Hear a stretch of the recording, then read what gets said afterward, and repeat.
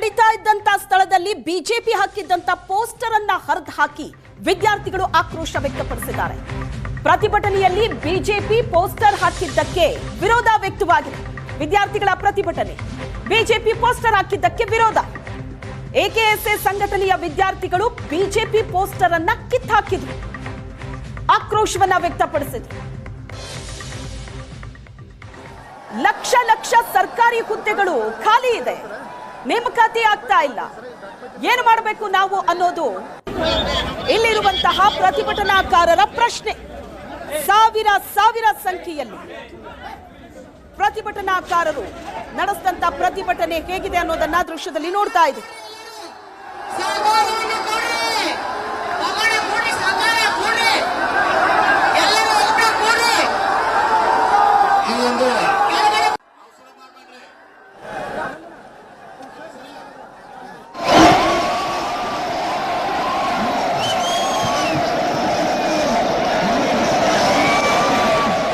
Sir 3 ವರ್ಷ ಆದ ನೇಮಕಾತಿ ಇಲ್ಲ.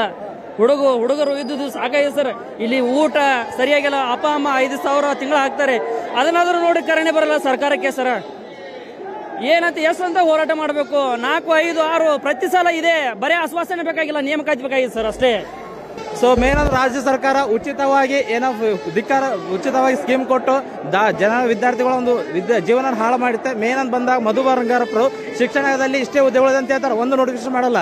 ಅದೇ ತರನಾಗಿ ನಮ್ಮ ಒಂದು ಹೋಮ್ ಮಿನಿಸ್ಟರ್ ಅವರು ಕೂಡ ಇನ್ನೂ 2 ದಿನ ಉದ್ಯೋಗ ಕೊಡ್ತಾರೆ. ಎಲ್ಲಿ ಕೊಟ್ಟರೆ ಉದ್ಯೋಗಗಳನ್ನ ಎಲ್ಲಿ ಕೊಟ್ರಿ? ಕೊಟ್ಟೇ ಇಲ್ಲ, ಬೇರೆ ಹುಚ್ಚು ಆಶ್ವಾಸನೆ ಕೊಡ್ತಾ ಇದ್ರಿ. ಆದಷ್ಟು ವಿದ್ಯಾರ್ಥಿಗಳ ಒಂದು ಆಗ್ರಹ ಅಂತ ಬಂದು ಬಹಳ ತೀವ್ರ ಮಟ್ಟದಲ್ಲಿದೆ.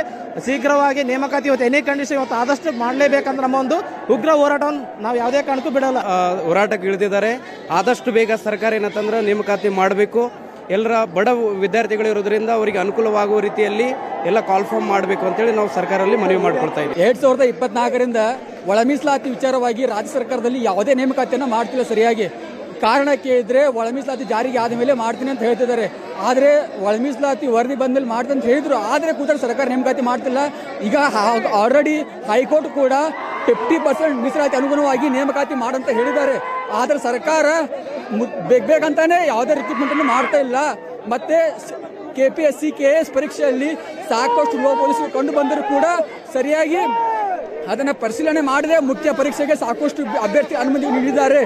ಹೀಗಾಗಿ ಸರ್ಕಾರ ನಾವು ಕಳೆದ 4 ವರ್ಷದಿಂದ ಓದ್ತಾ ಇದ್ದೀವಿ, ಸರ್ಕಾರ ಯಾವುದೇ ನೇಮಕಾತಿಯನ್ನು ಮಾಡ್ತಾ ಇಲ್ಲ. ಸಾಕಷ್ಟು ನನ್ನ ಪ್ರಾಪರ್ ಮೂಲದ ಬಾಗಲಕೋಟೆ. ಕರ್ನಾಟಕದಲ್ಲಿ ನಿರುದ್ಯೋಗ ತಾಂಡವಾಡ್ತಾ ಇದ್ದೀರಿ. ಇಷ್ಟು ಅಭ್ಯರ್ಥಿಗಳಿಗೆ ಇವ್ರಿಗೆ ಎಕೆಎಸ್ಎ ಸಂಘಟನೆ ಮುಖಂಡನ ತರಾಟೆಗೆ ತೆಗೆದುಕೊಂಡ್ರು ಪೊಲೀಸ್ ಕಮಿಷನರ್. ಪ್ರತಿಭಟನೆ ನಿಯಂತ್ರಣಕ್ಕೆ ಬರ್ತಾ ಇಲ್ಲ, ನಿಯಂತ್ರಣಕ್ಕೆ ಬರದೇ ಇರೋದಕ್ಕೆ ನೀನೇ ಕಾರಣ ಅಂತ ತರಾಟೆಗೆ ತಗೊಂಡ್ರು. ಪ್ರತಿಭಟನೆಗಿಳಿದ ಸಂಘಟನೆಯ ಪ್ರಮುಖರನ್ನ ವಶಕ್ಕೆ ಪಡೆದಿದ್ದಾರೆ ಪೊಲೀಸ್. ಏನು ಮಾಡಿದ್ರು ಪ್ರತಿಭಟನೆ ಕಂಟ್ರೋಲಿಗೆ ಸಿಗ್ತಾ ಇರಲಿಲ್ಲ. ಪೊಲೀಸ್ ಸಾವಿರಾರು ಸಂಖ್ಯೆಯಲ್ಲಿ ಹೋರಾಟಕ್ಕಿಳಿದ್ರು. ಅನೇಕರನ್ನ ಪೊಲೀಸರು ವಶಕ್ಕೆ ಪಡೆದಿದ್ದಾರೆ. ಪ್ರತಿಭಟನೆಗಿಳಿದ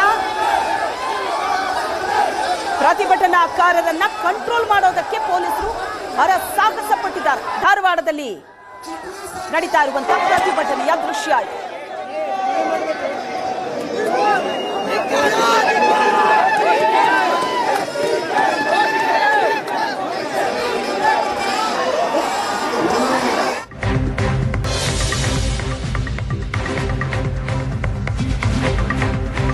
ಸರ್ಕಾರಿ ಹುದ್ದೆಯನ್ನ ಭರ್ತಿ ಮಾಡದ ಸರ್ಕಾರದ ವಿರುದ್ಧ ಆರ್ ಅಶೋಕ್ ಕಿಡಿಕಾರಿದ.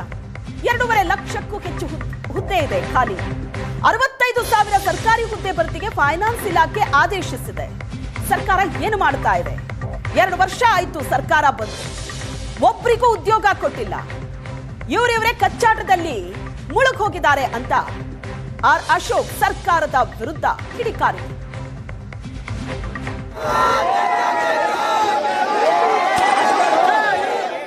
ನಿರುದ್ಯೋಗಿಗೆ ರಾಜ್ಯದಲ್ಲಿ ಸುಮಾರು 2.5 ಲಕ್ಷಕ್ಕೂ ಹೆಚ್ಚು ಸರ್ಕಾರಿ ಉದ್ಯೋಗ ಖಾಲಿ ಇದೆ.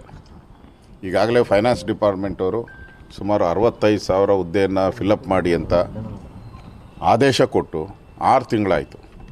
ಇನ್ನೂ ಒಂದೇ ಒಂದು ಉದ್ಯೋಗಕ್ಕೂ ಕೂಡ ಇಂಟ್ರ್ಯೂ ಕರೆದಿಲ್ಲ. ಯಾವ ನಿರುದ್ಯೋಗಿ ಇದ್ದಾರೆ, ಈ ಸರ್ಕಾರ ಬಂದು 2.5 ವರ್ಷ ಆಗಿದೆ, ಒಬ್ಬ ನಿರುದ್ಯೋಗಿಗೆ ಉದ್ಯೋಗವನ್ನು ಕೊಡಿಲ್ಲ. ಇವರು ಅಧಿಕಾರದ ಕಚ್ಚಾಟ. ಇವ್ರಿಗೆ ಮಾತ್ರ ಉದ್ಯೋಗ ಬೇಕು.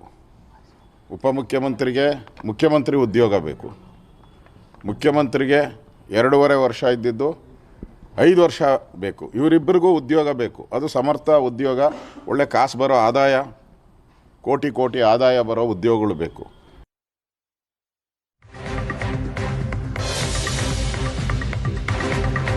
ಸರ್ಕಾರಿ ಹುದ್ದೆಯನ್ನ ರಾಜ್ಯ ಸರ್ಕಾರ ಭರ್ತಿ ಮಾಡ್ತಾ ಇಲ್ಲ, ಸಂಪೂರ್ಣ ವಿಫಲವಾಗಿದೆ.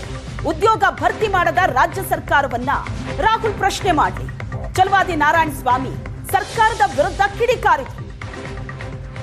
ರಾಜ್ಯ ಸರ್ಕಾರ ಉದ್ಯೋಗ ಸೃಷ್ಟಿ ಮಾಡೋದ್ರಲ್ಲಿ ಸಂಪೂರ್ಣ ವಿಫಲವಾಗಿದೆ ಅಂತ ರಾಜ್ಯ ಸರ್ಕಾರವನ್ನ ರಾಹುಲ್ ಗಾಂಧಿ ಪ್ರಶ್ನೆ ಮಾಡಲಿ ಅಂತ ಛಲವಾದಿ ಹೇಳಿಕೆ ಕೊಟ್ಟಿದ್ದಾರೆ.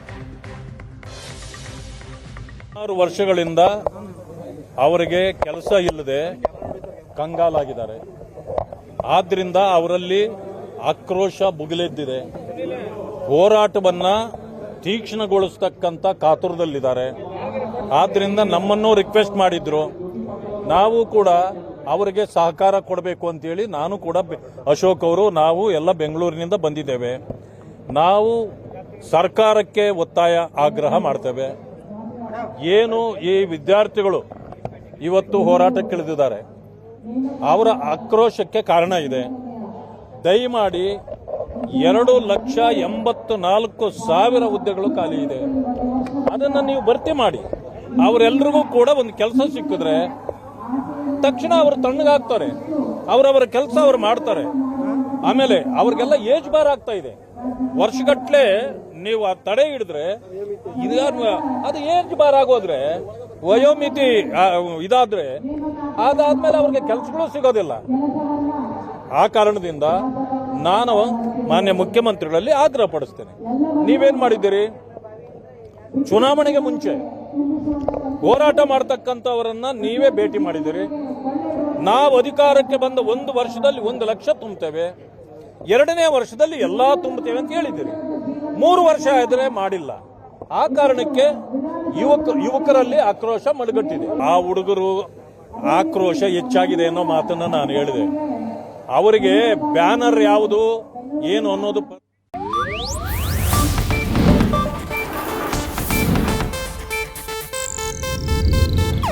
ಇದು ಏಷ್ಯಾನೆಟ್ ನ್ಯೂಸ್ ನೆಟ್ವರ್ಕ್ ಪ್ರಸ್ತುತಿ.